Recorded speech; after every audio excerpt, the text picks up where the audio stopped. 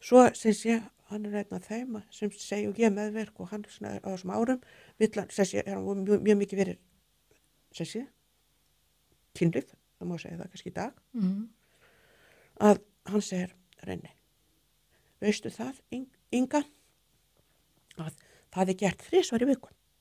3 í viku? Hvernig veist þú það, segi ég? Hvernig hægt að kanna svoleiðis? Hann að segja að það væri allir að gera það 3 í viku. Þá sagði hann, það að gera allir 3 í viku. Hvernig kannar það? Ég spurði að því. Ég spurði bara að því.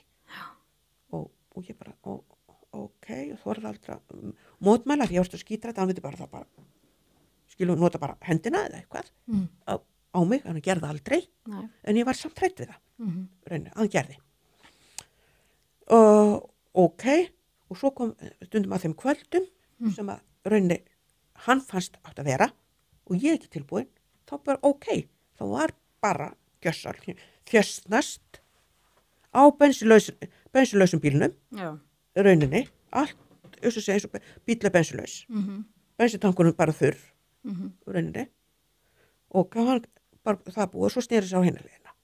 Ég bara setti andliti í kottan, svo að börnum mín heyrðu ekki neitt, hálfgrátandi, en hann auðvitað, sísi. Þannig að hann hefur nauðgað þér í hjónabandinu? Já. Af því að það var normið að fólk gerði það 3 í viku? Já, og það var þetta var kveldið. Og þá skiptir engum máli. Hvort það eitthvað bara, ok. Hvort þú er til eða ekki? Nei, það er bara, þessi. Gerst þetta oft? Eða? Já, mjög oft. Virkilega oft. Og það hitt var líka, skilu, mjög að það, en þetta var inn á milli. Já. Það er náttúrulega mjög alvarlegt. Ég auðvita og mörgum senna kærið hann fyrir reyndanauðgun í hjónabandi en tapaði málinu. Tapaði málinu? Já. Af því að það er náttúrulega sannanir eða bara orð og það seint. Orða móti orði. Já, og orða var seint.